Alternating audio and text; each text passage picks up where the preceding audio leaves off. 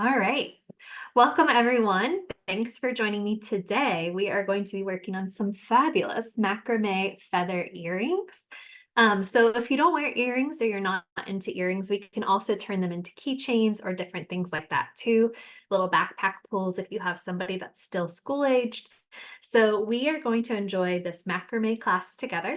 But as somebody mentioned in the chat, thank you for noticing. Yeah, I show up on Thursdays and Fridays with Michael's to teach all different kinds of crafts. So not just things that have to do with macrame.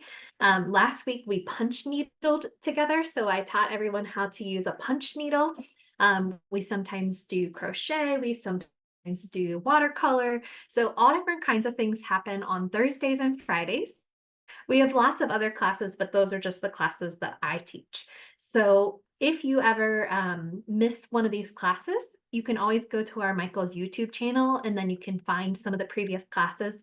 So if you want to pick up a new hobby this summer, this is the time to just kind of really just dive into something new and different and see what you like.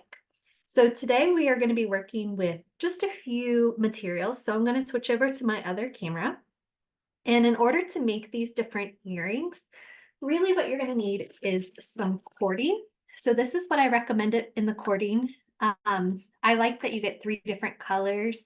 There's pinks, there's blues, there's grays, there's whites. There's lots of different of these kind of cording packs of 3 pieces. You're also going to want a couple of jewelry findings. So since I am turning mine into earrings, I needed some little earring backings.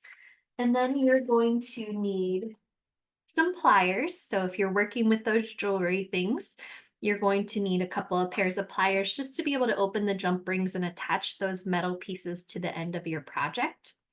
Definitely scissors. And then if you notice some of these smaller ones, so this is the size of that I'm currently wearing and also what you can make using this cording. But if you want your earrings to be thinner or you want your earrings to be even smaller, you can use embroidery floss.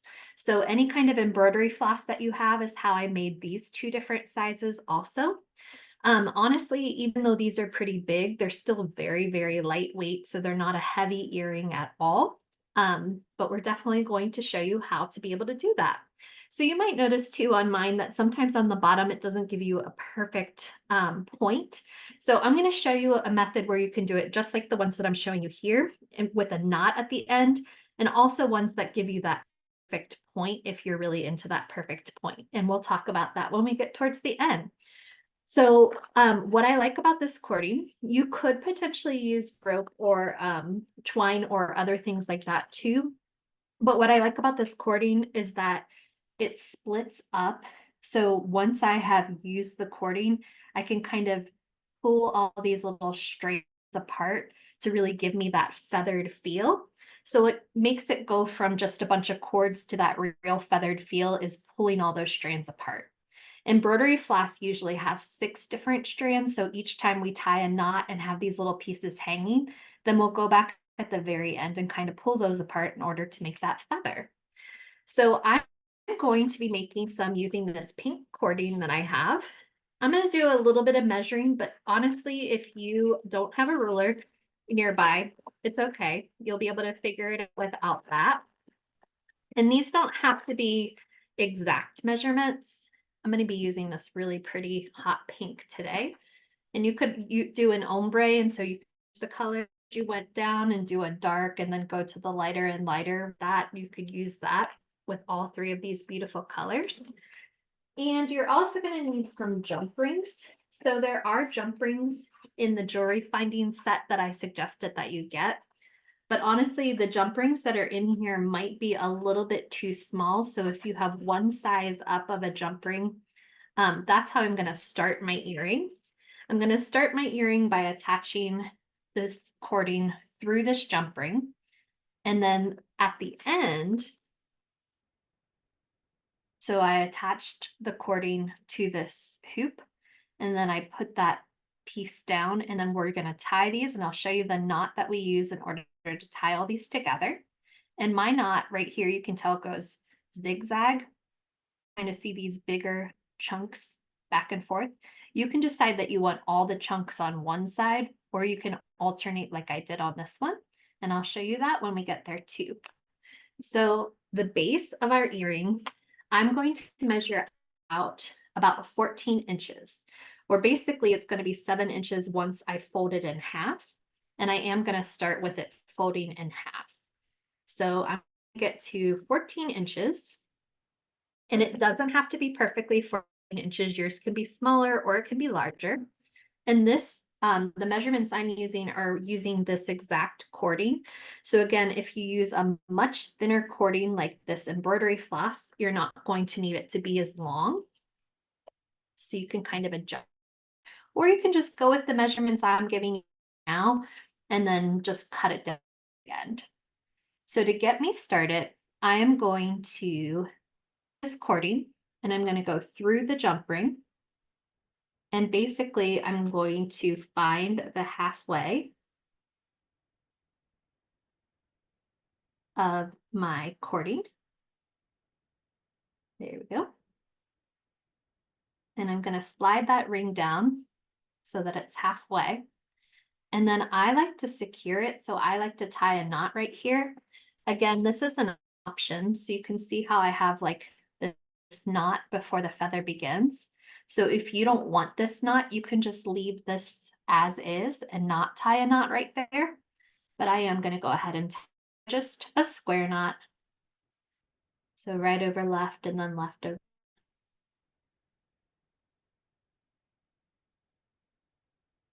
And then I have these two base strings, and I'm tying this pretty tight, pulling that up.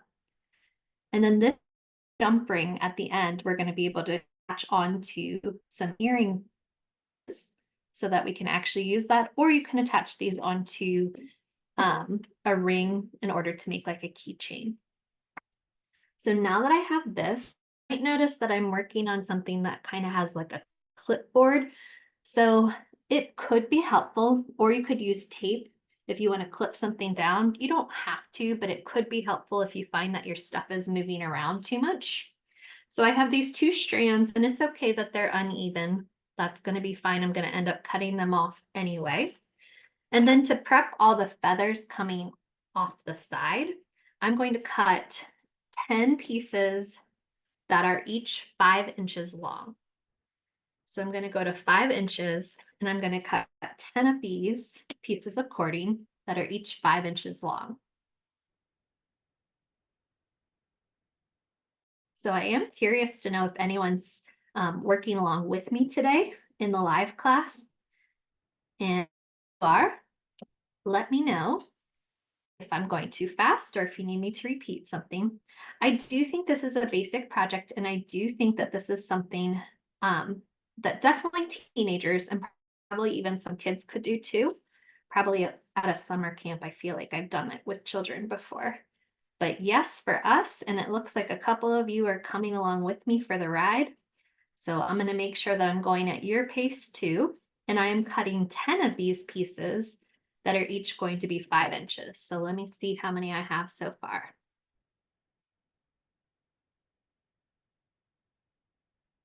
Oh, one more. And now I have 10. So 10 pieces that are each about 5 inches.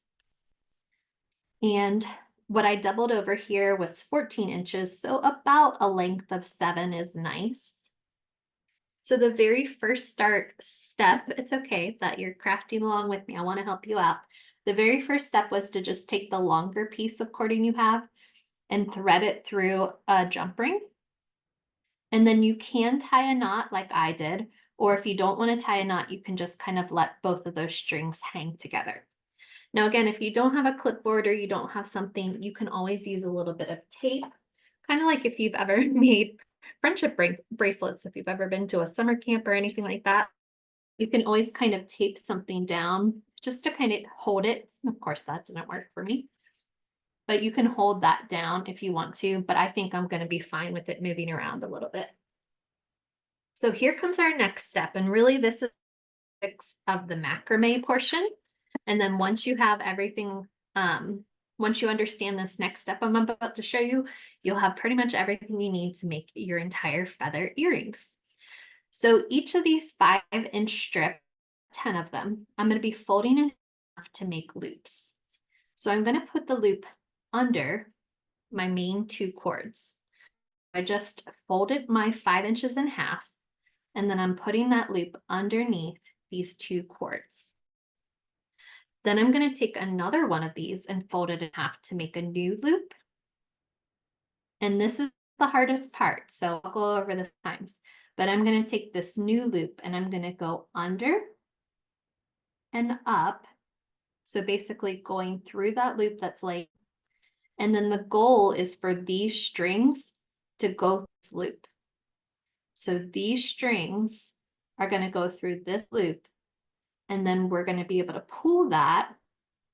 And that is how we are connecting these strands together on our base strands. And these are knots, so we can keep pulling them tighter and tighter. And they do slide up and down these 2 strings a little bit, so you're welcome to push those up. But here's what it looks like so far. So I put one loop underneath the 2 strings. Then I took a different loop, and the loop is going to come underneath on the strands. And then these 2 strings are going to go through the loop, and that's how we're going to kind of pull that together to secure those. Now, I told you before that there's an option of going zigzag or an option of having all of your knots on one side. So you can see that what I've done so far has this bigger knot to the right-hand side. I can keep doing that on purpose, and I can keep starting with it going under this direction, and I can keep having that same knot all the way down. Or you can alternate. And so then this time the loop is going in this direction. And when I take the other folded loop, I'm going to come up through this loop on this side, and my tails are going to go through the other side of the loop.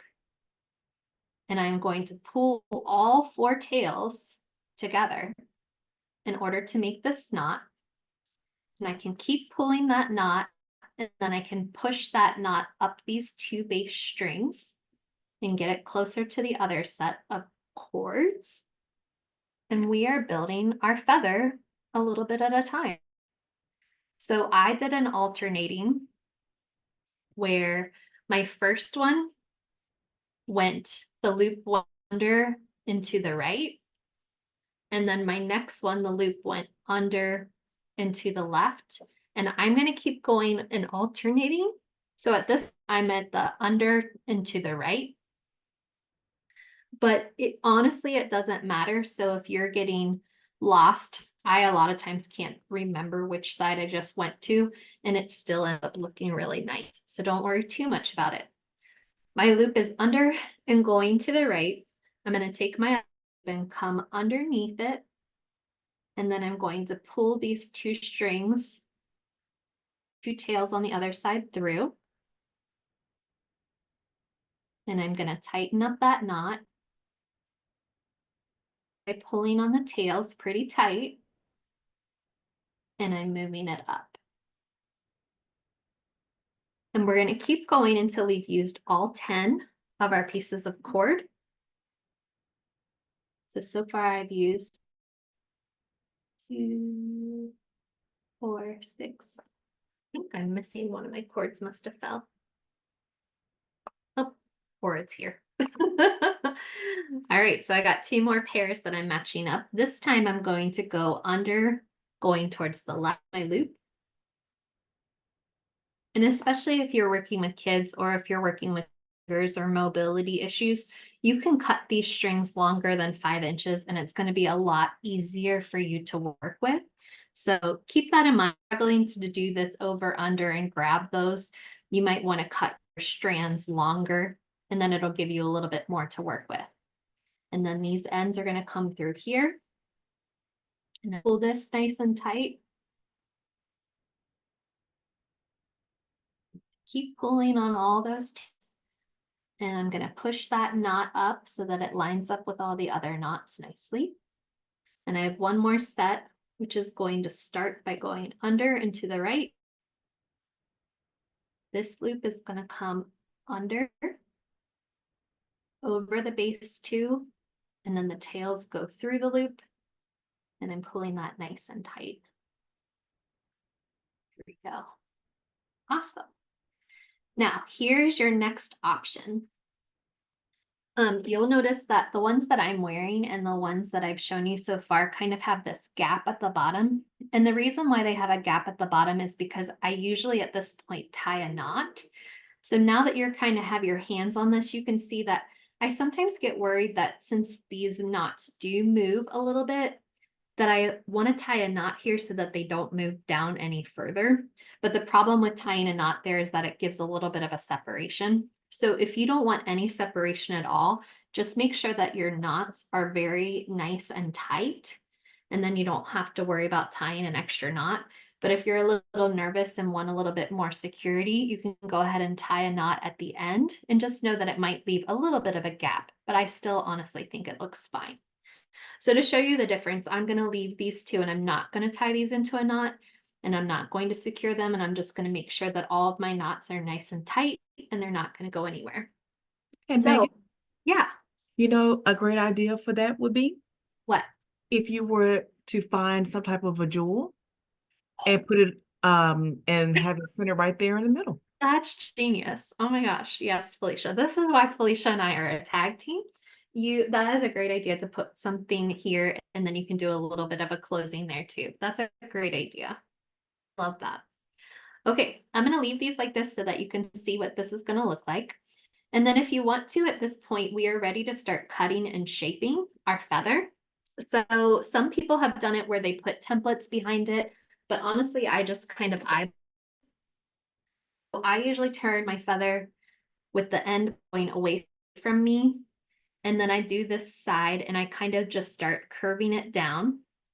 So I'm going to go ahead and take my scissors and I'm going to trim with kind of a curve in my head, in my mind. And you can do too much because we can always come back and trim again. And then I'm going to look at the other side and I'm going to try and match that. Just kind of cutting to a curve. And we'll definitely go back and keep refining it, but this is just a once over cut so far. And I think these are going to be a little long, so I want to trim those down. And then I like for some people like their feather to start big and finish small, but I actually like for my feather to be at the top too and kind of poof out and come back. So what I do with these is I usually trim on a diagonal up top too, so that this is shorter and it kind of poofs out to get this most wide part and then comes back to a point. So I usually end up doing a diagonal trim with these first couple of strands at the top. And then here comes the next part that I think is magic. So I'm going to start pulling the strands apart to make them actually look like a feather. If you have good fingernails, you can use good fingernails. I have also found that sometimes tweezers are really good. They definitely have macrame comb. Silly me, I don't have a macrame comb sitting here. So I'm pulling these strands up with my fingers or with thing. Like right now I'm using tweezers. And I'm just kind of pulling all the strands and kind of untwisting all of the cording as I go. And then I'm going to give it another haircut once I kind of see how all these strands are going to work.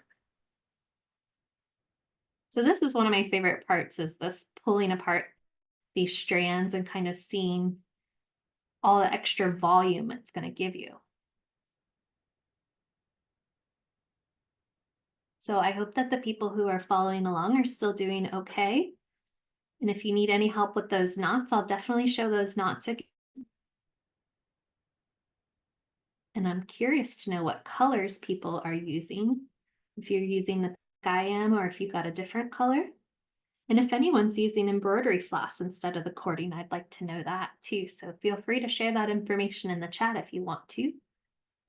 And I'm going to keep spreading these cords Hey, into Megan, cute little strands. Yes, if Felicia. someone wanted to use yarn What would you Yep. say would be the best weight or size of the yarn? Um, 4 or 5 of the yarn. But I think the hardest part with yarn is the part that we're doing right now, because oftentimes the yarn doesn't have strands. So it's going to be a little rough to be able to feather it out. It would just kind of stay those cords and you wouldn't really get the feather effect. Ooh, Patty's doing natural light. And what Those are going to go with everything.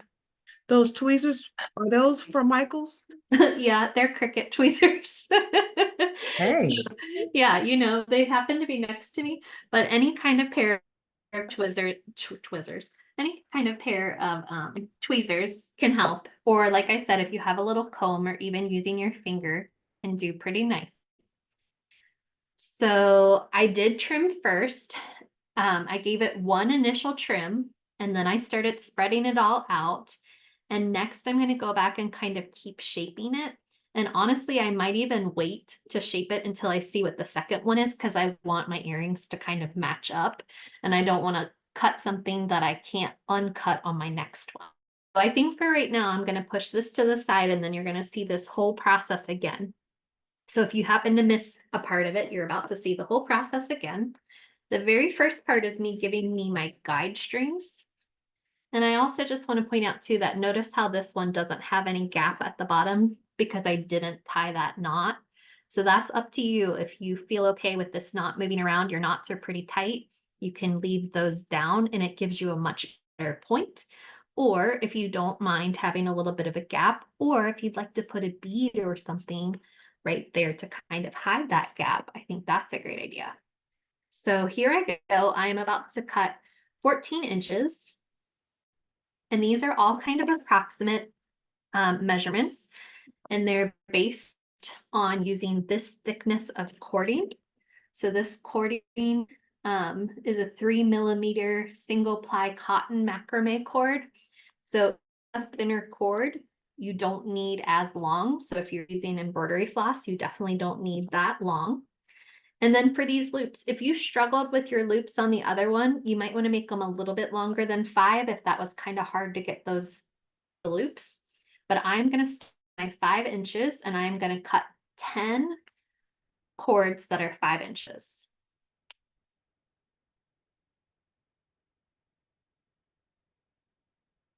And I will show you how I'm going to start this off by putting it through the jump ring. And then that jump ring is how we're going to finish it all off by putting on some earrings, or it sounds like some of you are very interested in keychains, which I think are really cute. And so you can put on a little keychain loop too. We are cutting 10 of these. So I'll count, see where I'm at.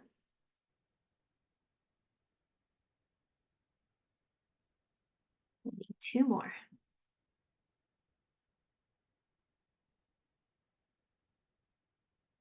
There we go. And I was saying before that because we have this really nice pack of pink that has like all these natural ombre colors, it could be cool if like my first 4 cords were the dark and then I changed to the lighter and changed to the lightest. You could really make a very cool ombre effect.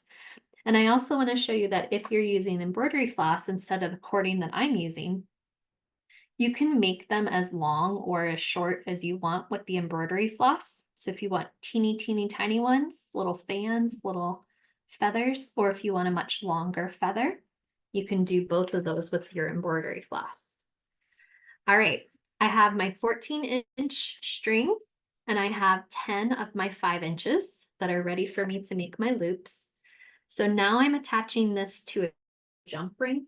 And there are jump rings in the findings that I suggested, but it's going to be hard. It might be too tight. So you can try that one, but if you need to, you can go up a step in your jump rings, just a little bit bigger, but you might be able to get it through there. I don't know. And I am finding the halfway. So I'm moving this jump ring down my cord, making sure I get all the strands in there. They're wanting to come apart. They're ready to be the feather. So I'm finding the center. And then once I found the center, I am going to tie a knot. And that's another option, that if you don't want that extra knot at the top, if you just want it to be nice and smooth right here, just the cross of the two pieces, you don't have to have this extra knot up here either. That's kind of how you want to design your feather earrings. Then I'm going to just tie a normal square knot.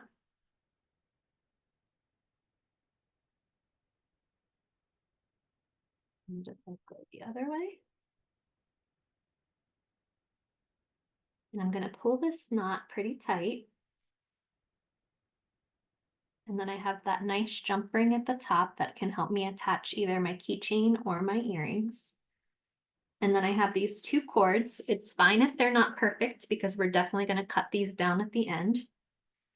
And then we have 10 of these 5-inch pieces that we're ready to start making loops. So one more time, I want to remind you too that look how my knots went this way, they kind of zigzag. If you want all the knots to be on the same side, you can do that.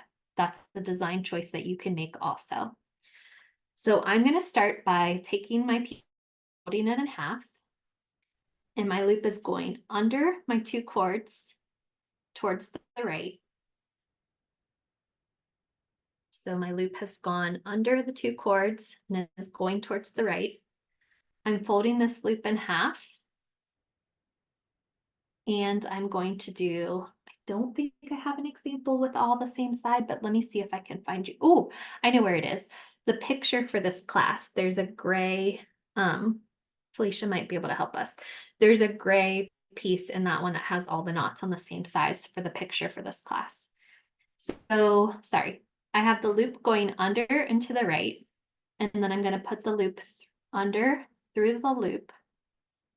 And I'm going to pull up, thank you, Felicia, those tails and go through that loop. Felicia is like a super sleuth and you did such a good job finding that so fast. So if you see on that picture that she just threw into the chat, the gray one, all the knots are on the same side. So it is a different style and it looks really nice. So that's up to you, your choice. And then I'm ready to start my next set. I'm alternating, so this time I'm going to go under and to the left, but you can decide how you want to do it. And I'm going to go through the loop, and both of these two tails come through the loop, and I pull it as tight as I can and kind of walk it up these two strands, trying to keep my two strands straight. I don't really want these twisting. I want them to stay in the same spot. And I'm just going to keep alternating back and forth. So this time I'm going under and to the right.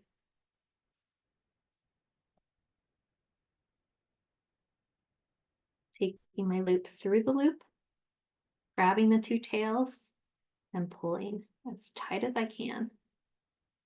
I love this pink. It's really sharp. Somebody said they were making an off-white one, and those would look so good with so many different summer outfits, I bet. Like that natural white color or a little bit off-white, those could go with so many different outfits. All right, I'm going to put this one going towards the left. I'm going to pull, go through the loop, grab the tails, pull the tails as tight as I can, push it up. And as long as you're feeling like you're really tightening these as much as you can, it's okay to not tie the knot at the bottom. I have one set left. So this one is going from underneath, going towards the right. Almost forgot. Folding this piece in half, going through the loop.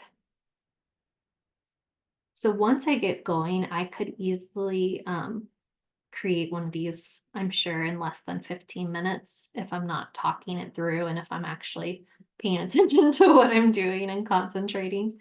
So yeah, this is a great little hobby to get into for not only yourself, but also if you wanted to even sell these would be a really cute thing to be able to sell in like a little booth. So this is what we have so far. And somebody asked about yarn before. This would be as close to a feather as I think yarn would get, because the yarn's not going to do a good job of taking the strands apart. So that's the difference between working with something like this cording that has so many little strands made up into each cord. Change. So someone asked about the jump ring one more time, and I'll show you with a bigger ring that just to start you off, this is overly exaggerated, but if you have the jump ring, and obviously yours won't be this big, you take the cord through the jump ring, find the center, and then honestly, you just tie a square knot. So right over left, over right. And that's how we got started. And then those are the two pieces we kind of built all the feather pieces off of. So we're ready for our initial trim. So I like to make my feather going away from me when I do my first side. And I'm kind of just trying to curve it so that it has a point at the bottom. So that was my first cut, just a good try. I can even flip it over because I'm right-handed, so I like cutting on the right side better. And I'm just going to try and curve it towards the point at the bottom. There we go. That's my first shot. And I told you too that I like to cut the top at a diagonal because I like the top to be shorter. So about the first 3 strands, I'm going to cut at a diagonal so that the shortest one is going to be towards my jump ring. I'm flipping it over. And about the 3 top cords, I'm going to cut at a diagonal. There we go. And this is why I kind of stopped with the other one, because I can kind of check and see if I'm about the same size, if I'm doing about the same amount of curve. Looks like this is a little bit longer. And then I'm going to untwist this one and kind of comb it out and get all those feathers going. And then we can do one final swoop to see if we're matching the 2 earrings pretty nicely, or if we need to trim them both down to kind of match them up to each other. So that's why I kind of stopped on the other one and didn't. And at this point, I am going to take my handy dandy Cricut tweezers, but really any kind of tweezers will work. You could probably do it with if you have pliers. I don't know, lots of different things. But these tweezers just help me kind of get in there and grab some of these strands and really start separating them. You can do that with your fingers too, especially if you have longer fingernails. It's pretty easy for you to pull these different pieces apart without any extra tools. A beading awl, that's a good idea.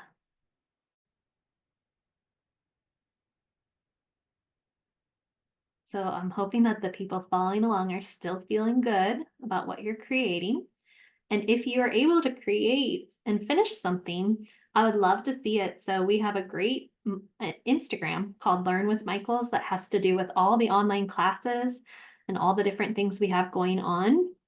So any kind of learning or classes that we have, we get featured on that Instagram. And then if you tag us at Learn with Michaels, then I can see what you're making and we can kind of show and tell a little bit. My own personal Instagram is 4M Coleman. So you've heard at the beginning of class that I teach lots of different kinds of crafts. For example, tomorrow I'm teaching how to make a burlap wreath. So it's across the board, all different kinds of things, because I have lots of hobbies and I'm interested in lots of different kinds of crafts. So if you want to join me for any of those, you can always follow along on my Instagram and kind of see all the different things that I've been working on for classes too. So the whole goal of what I'm doing right now is kind of combing it out to give it more of that feather feel. And I can tell that I need to kind of push my knots up the cords a little bit more, which is probably going to have me trim this part down a little bit. And I'm going to kind of stack them on top of each other, kind of match up my knots, see where the last knot is, And if you need to do any scrunching like I just did, then I'll do that, which means that I'm definitely going to need to cut these tails just a little bit more to get a good shape. So I'm going to go through with my scissors and I'm going to trim this feather shape a little bit more. So I like to go out and then curve back in. Ooh, I like the way this is looking. This feels a little bit too much on this side, so I'm going to trim this side down a little bit.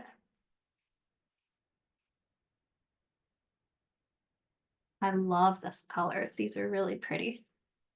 Definitely a boho vibe for sure. And I think I'm doing pretty well on matching these shapes. So I'm going to have a really nice pair of earrings to wear together.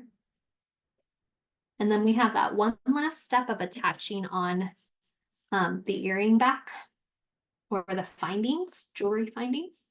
And then we're going to be done. So this is awesome. And I did not use a bottom knot, so that's why I have more of that perfect point or tail. If you choose to use a bottom knot, you might have a little bit of a gap, but you can usually kind of tease it out so that you can cover that bottom pretty nicely. So now I'm going to my jewelry findings and we are bring in there. And I'm going to grab these little hoops. And I use 2 pliers when I do this next part, because whenever you're opening a jump ring, it's easier to use 2 pliers. Doesn't matter if it's needle nose or if it's a flat, whatever I have is what I grab. So I'm going to go to the original jump ring that the cording's through, and every jump ring has that break in it where the metal meets. So here's mine. And when you're doing a jump ring, you're twisting. You're not opening the jump ring, you're twisting the jump ring to kind of keep the circle. The name of the string that I'm using, it's a cording. So it is Bead Landing, and it's a 3mm cording, and it comes in a pack of 3 different colors, which is really nice. So I have 3 different pinks. So for my jump ring, I'm twisting in order to make that opening. And then I'm taking and making sure that the back of my earring is facing the back when I slide that through the jump ring. And then I'm twisting to close this jump ring back up. And that is all you have to do in order to connect that little finding to turn it into a lovely earring. I'm going to do it again over here. So I find the break in the jump ring.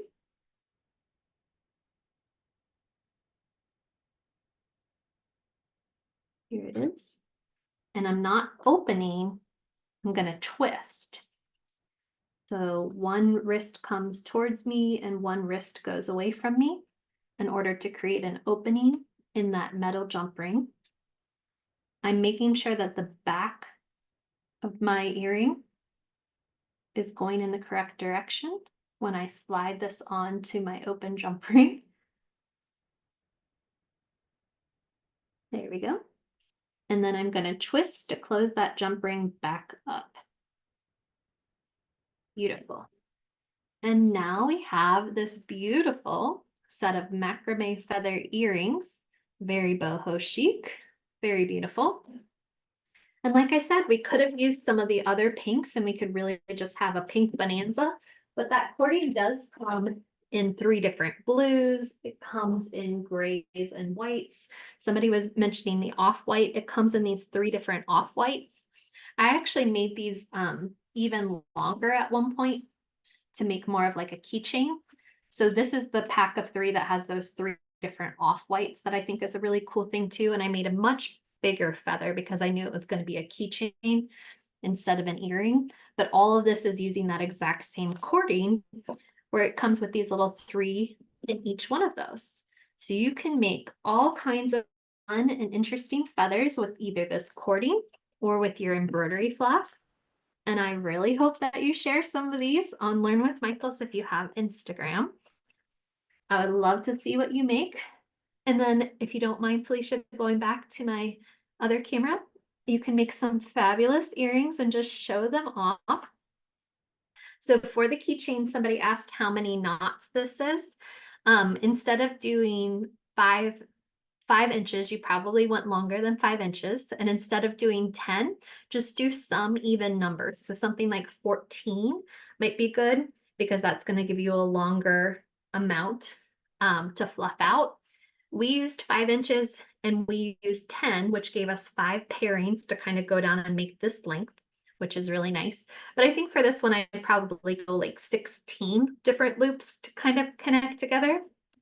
But here we go with some fabulous feather earrings. So I'm so glad that you joined us. Please come back again on a Thursday or Friday, or grab this video again on YouTube later on. Get some more supplies, get some friends, and I want to see some more fabulous macrame earrings. So thanks for coming. See you soon.